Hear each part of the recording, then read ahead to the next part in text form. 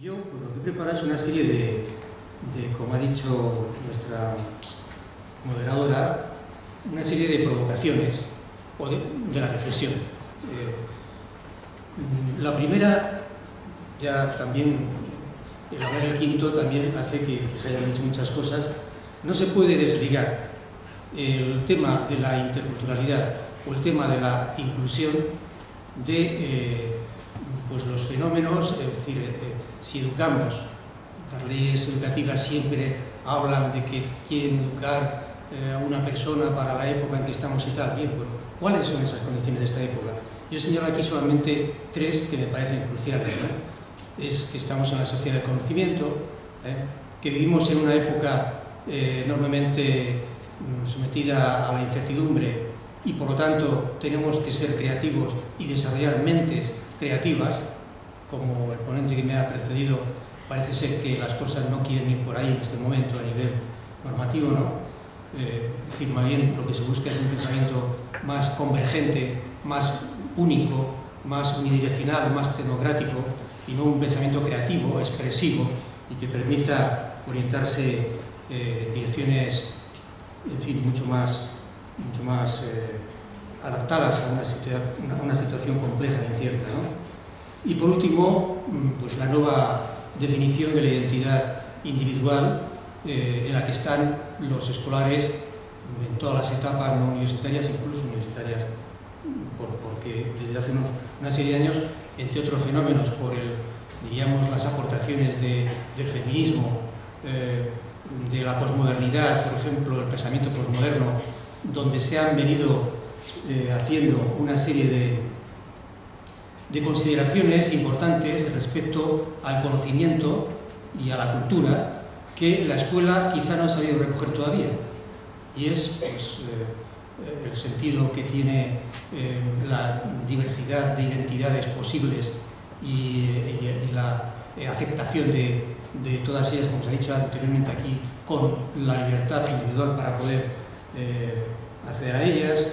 En fin, la propia diversidad que existe hoy de unidades familiares. Nuestros escolares ya no son procedentes de familias como la que a mí me crió y me formó, ¿no? Donde existían padre y madre de diferente sexo y hermanos y punto, y luego los abuelos alrededor de tal.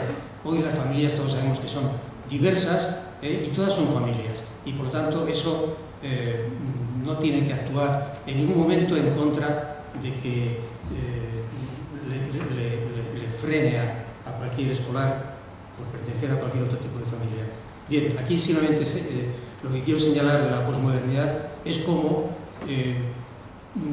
para mí es aunque se ha visto también como una especie de pensamiento débil, de pensamiento un poco así light y tal, pues sin embargo yo creo que tiene un carácter revolucionario importantísimo, ¿no? Como por ejemplo pues lo ha señalado algún pensador crítico como Henri Giroud, tiene un potencial revolucionario desde el momento en que cuestiona la cultura canónica, la cultura que es precisamente la que privilegia en el sistema escolar a los que proceden de determinadas extracciones sociales. Y ahí es donde se empieza a producir precisamente una violencia simbólica y algunas veces demasiado, no llega a ser física, en fin, pero sí bastante notoria, ¿no? Y deberíamos estar mucho más atentos en que los currícula fuesen más representativos de aquellas culturas que están más en la atmósfera donde se desenvuelve la vida de nuestros escolares y estudiantes en todas las etapas. Sin embargo, sigue siendo el canon clásico el que sigue siendo un referente y además el clásico occidental. Cuando digo clásico no hacía falta casi decir que era occidental, pero se ignoran pues, que la cultura es universal, que cuando los griegos, que por cierto se les presenta como la cultura helénica y latina como el referente y la base de la civilización, resulta que los griegos venían después de los persas y los persas de las culturas de Asia, en fin, todos, no voy a hacer alguna lección de historia que no es mi especialidad, pero sí lo suficiente. Por fin, por ejemplo, yo recomiendo la lectura de Bernal, de un autor, un libro que se llama Atenea Negra, para que nos caigamos del burro de una vez, perdón de la expresión, de que sí, hay que reivindicar nuestros orígenes grecolatinos y celebrarlos, pero no ignorar lo que tenemos también de árabes, lo que tenemos también de, en fin, de culturas de lugares muy remotos. Y que, por cierto, cuando llegan hoy a las aulas, los portadores de esas culturas se les considera como inferiores culturalmente. Se les considera como que les falta cultura. Les falta la lengua de instrucción y les falta también la cultura que les permita medrar en el sistema escolar.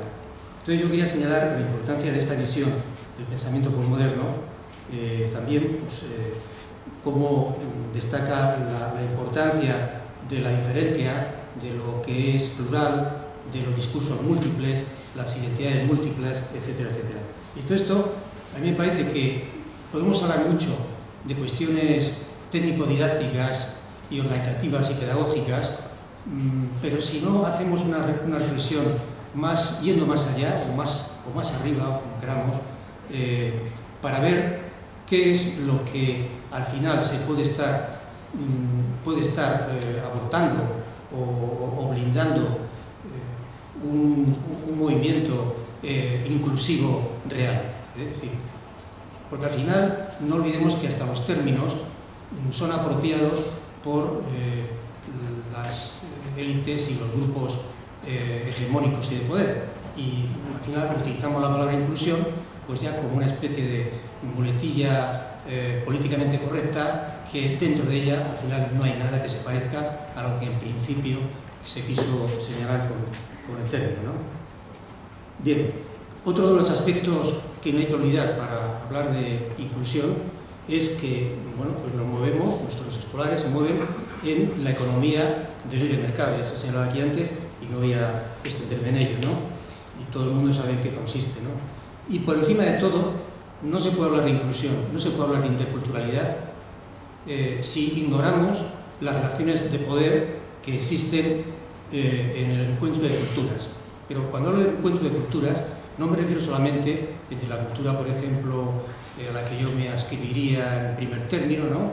En fin, española, de un profesor de determinada edad, ya bastante avanzada, pero, en fin, que todo eso es cultura, forma parte de mi cultura, sino también, pues, por ejemplo, la cultura de mis estudiantes, y hay unas relaciones de poder, la cultura de, en fin, de mis vecinos, es decir, lo que llaman los sociólogos subculturas, pero que en realidad hay que ver y hay que desvelar cuáles son esas relaciones de poder que al final, por llevarlo otra vez al terreno escolar y de la interculturalidad, nos hace que acabemos, en vez de haciendo inclusión o integración, acabemos haciendo pura y dura asimilación. Es decir, les queremos llevar a nuestro terreno. No reconocemos su cultura, no reconocemos su lengua. Pensamos, porque el sistema escolar, no solamente el español, sino en general casi todos los países occidentales, no todos, pero es monocultural y monolingüe. Aquí practicamos un bilingüismo, pero que es el bilingüismo sustractivo, que llaman los especialistas de la lingüística, ¿no? Un bilingüismo a costa de, si aprendes la lengua de instrucción, a costa de perder la tuya. Aquí, que yo sepa, salvo los programas de ERCO para alumnos marroquíes, existe también para los portugueses, ya han empezado los rumanos, pero ni de lejos se acerca a que estos escolares puedan ser competentes lingüísticamente en su lengua materna si no hay unos apoyos exteriores al sistema escolar, ¿no?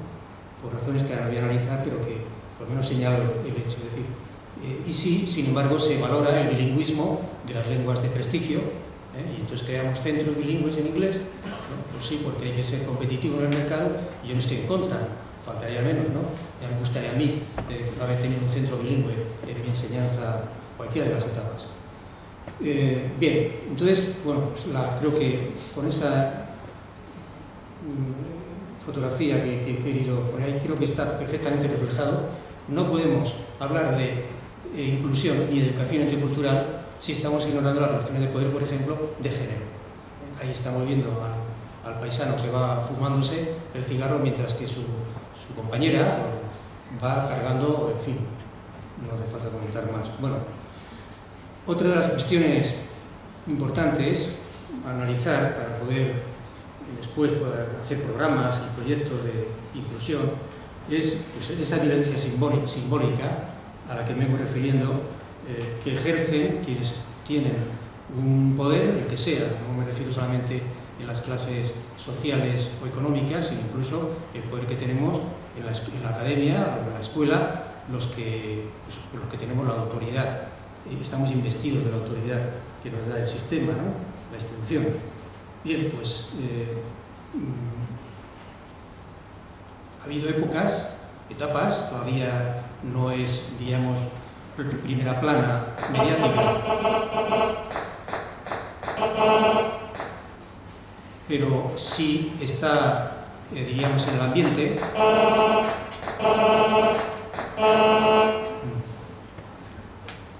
Bien, vamos a ver si... Bueno, sigo hablando y no sé si sabéis decodificar los ruidos para solamente mi discurso, ¿no? Bien. Analizar las relaciones de poder que existen en la relación pedagógica mismamente, ¿no? Para intentar ser autocrítico y no ejercerla en ningún sentido que no esté legitimado esa autoridad. Y nuestra autoridad como docentes pues es la autoridad de favorecer el crecimiento y el ir hacia arriba.